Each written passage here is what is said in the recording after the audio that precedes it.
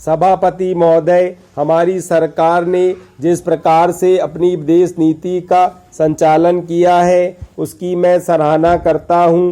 विदेश नीति की पहले कुछ लोगों ने आलोचना की थी और भी कुछ लोग आलोचना करते हैं।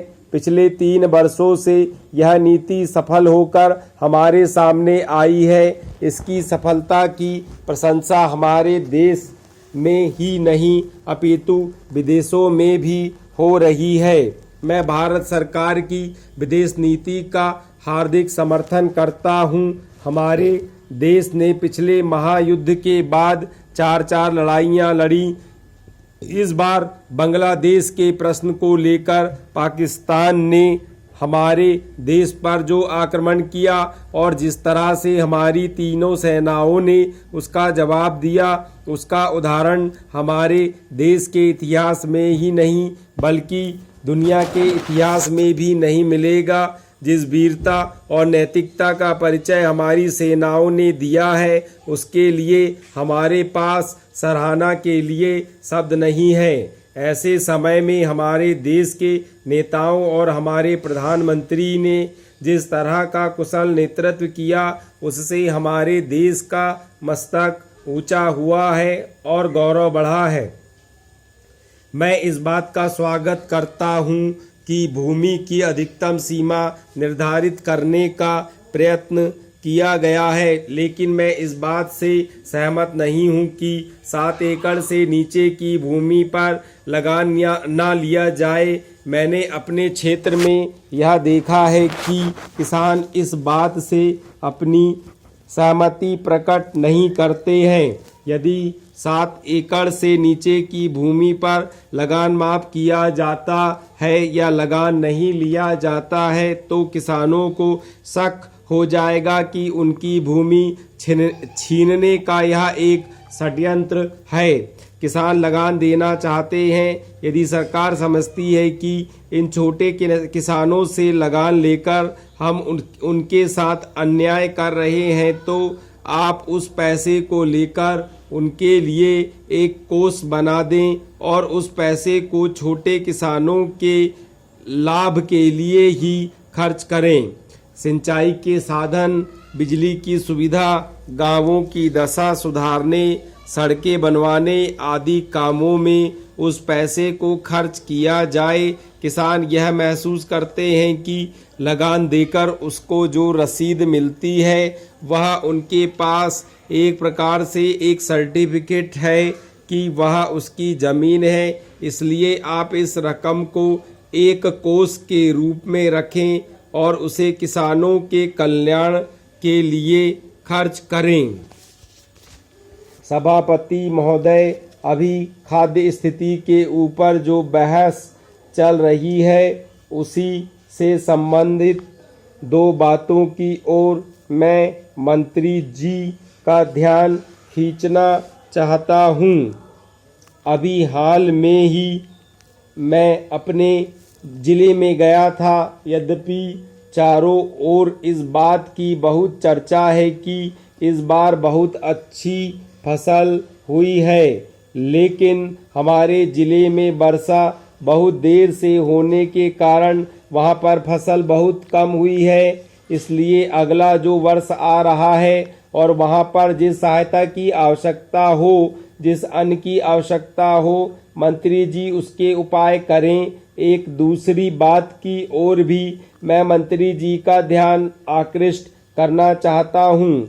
अभी गेहूं की बुआई का समय है। केंद्र सरकार की ओर से कहा जाता है कि हमने बीज का प्रबंध कर दिया है। जहाँ तक मैं अपने ज़िले के लोगों से बात कर पाया, सभी ने यह बताया कि उनको यह परेशानी है कि उनको गेहूं का बीज बिल्कुल नहीं मिल रहा है और इसीलिए इन बातों की ओर मैं मंत्री जी का ध्यान दिलाना चाहता हूं। जहां तक खाद्य स्थिति का प्रश्न है, आज भी इस संबंध में स्थिति बहुत अच्छी नहीं है। खाने पीने का सवाल ही किसी देश या व्यक्ति के लिए पहली चिंता का विषय होता है। अभी तक हमारा देश इस पहली चिंता के विषय से ऊपर नहीं उठ पाया है। और इसीलिए बार बार इस खाद्य स्थिति के बारे में हम लोगों को यहाँ पर बहस करनी पड़ती है।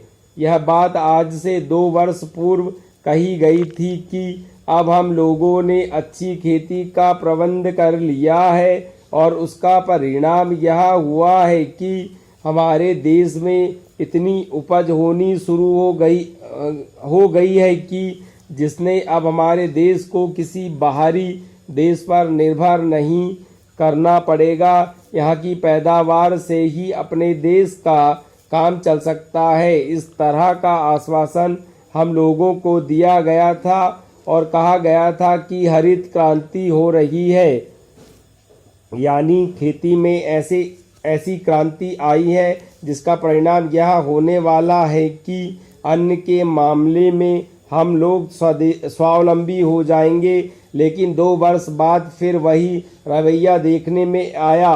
पिछला वर्ष जो बीत गया है उसमें कहा गया था कि अन्न की कमी है। पहले जो कहा गया था अन्न का आयात समाप्त कर दिया जाएगा, उसको भुलाकर जिस अन्न के आयात की ओर ध्यान दिया गया और फिर हमारे यहाँ अन्न का आयात होना शुरू हो गया। इस वर्ष फिर कहा जा रहा है कि हम लोगों ने यहाँ बहुत अच्छी फसल हुई है, लेकिन उपज होने के बाद भी देश में खाद्य की स्थिति में सुधार नहीं आया है। इसका कारण है इस ओर भी माननीय मंत्री जी को ध्यान देना चाहिए ताकि आम जनता को राहत मिल सके। अतः